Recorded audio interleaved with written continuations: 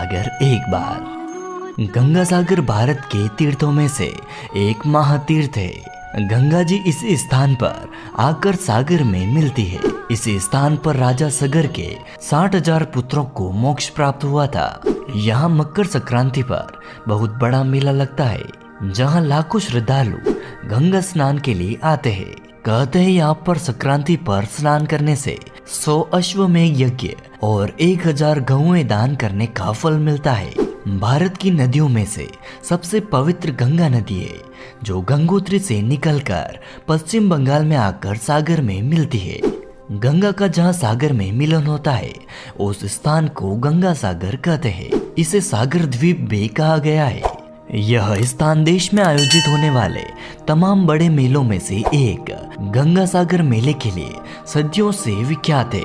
हिंदू धर्म ग्रंथों में इसकी चर्चा मोक्ष धाम के रूप में की गई है, जहां मकर संक्रांति के मौके पर दुनिया भर से लाखों श्रद्धालु मोक्ष की कामना लेकर आते हैं और सागर संगम में पुण्य की डुबकी लगाते हैं। पश्चिम बंगाल के दक्षिण 24 परगना जिले में स्थित इस तीर्थ स्थल पर कपिल मुनि का मंदिर है, जिन्होंने भगवान राम के पूर्वज इक्ष्वाकु वंश के राजा सगर के 60,000 पुत्रों का उद्धार किया था। मान्यता है कि गंगा सागर की तीर्थ यात्रा सैकड़ों तीर्थ यात्राओं के समान है।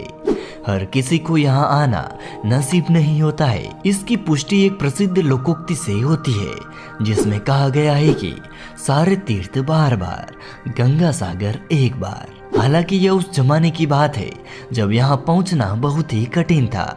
आधुनिक परिवहन और संचार साधनों से अब यहाँ आना सुगम हो गया है। ऐसी मान्यता है कि ऋषि मुनियों के लिए गृहस्थ आश्रम और पारिवारिक जीवन वर्जित होता है, पर विष्णु जी के कहने पर कपिल मुनि के पिता कर्दम ऋषि ने गृहस्थ आश्रम में प्रवेश किया, पर उन्होंने विष्णु भगवान के समक्ष शर्त रखी कि ऐसे में भगवान विष्णु को उनके पुत्र रूप में जन्म लेना होगा। भगवान विष्णु ने शर्त मान ली और कपिल मुनि का जन्म हुआ।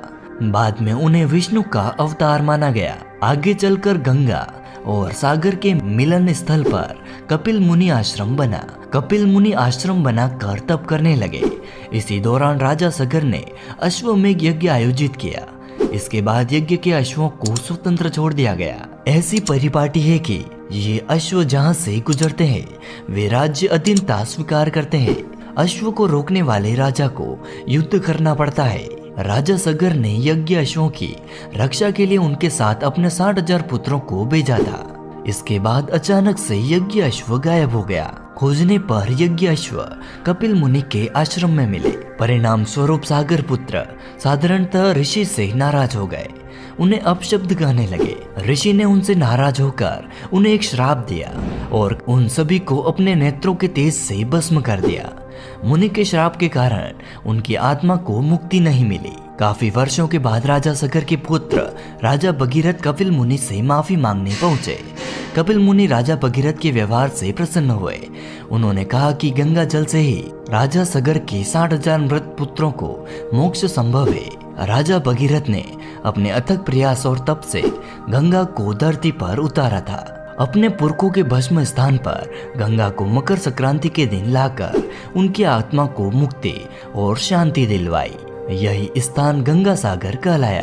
इसलिए यहाँ स्नान का इतना बड़ा महत्व है। दोस्तों, अगर आप भी यहाँ पर जाना चाहते हैं तो हमें कमेंट बॉक्स में जरूर बताएं। आशा है हमारी जानकारी आपको पसंद